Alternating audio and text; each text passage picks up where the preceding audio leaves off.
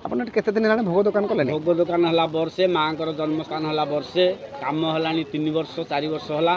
ମାଆଙ୍କର କ'ଣ ମାହାତ୍ମ୍ୟ ମୁଁ ଏଠାର ରହିଛି? ବି ମିସ୍ତ୍ରୀ। ହଁ, ମାଆଙ୍କର କ'ଣ ମାହାତ୍ମ୍ୟ ରହିଛି? ମାହାତା ବେଲେ ବହୁତ ମାହାତ ଅଛନ୍ତି। ମା ଆସିଛନ୍ତି ଜମ୍ମୁ କାଶ୍ମୀରରୁ, ହଁ ସେଠୁ ବି ପୂଜାରୀ ଆସିଛନ୍ତି। ହଁ ତାଙ୍କର ନୀତିକାନ୍ତି ଭଲ, ହଁ କିଛି ଅସୁବିଧା ନାହିଁ। ହଁ।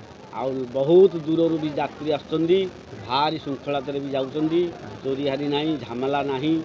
ଗୋଟେ ପଟେ ହଁ। ରହିଛି ଭୈରବନାଥଙ୍କ ମନ୍ଦିର, ଆଉ ଗୋଟେ ପଟେ ମା ବୈଷ୍ଣବ ଦେବୀଙ୍କ ଆଚ୍ଛା। ସୁପ୍ରସିଦ୍ଧ ମନ୍ଦିର ହଁ ରହିଛି। ହଁ ହଁ। ଏ ପାହାଡ଼ର ନାଁ କ'ଣ ରହିଛି? ପାହାଡ଼ର ନାଁ ହେଉଛି, ଏଇ ଜାଗାର ନାଁ ଯାହା ପାହାଡ଼ ହେଉଛି ଫାସିପଲ୍ଲୀ ମୌଜାର, ଇଏ ହେଉଛି ଜାମୁ କଣ। ସିଏ ହେଲା ଜାମ୍ମୁ କାଶ୍ମୀରୀ, ଇଏ ହେଲା ଜାମୁ କଣ।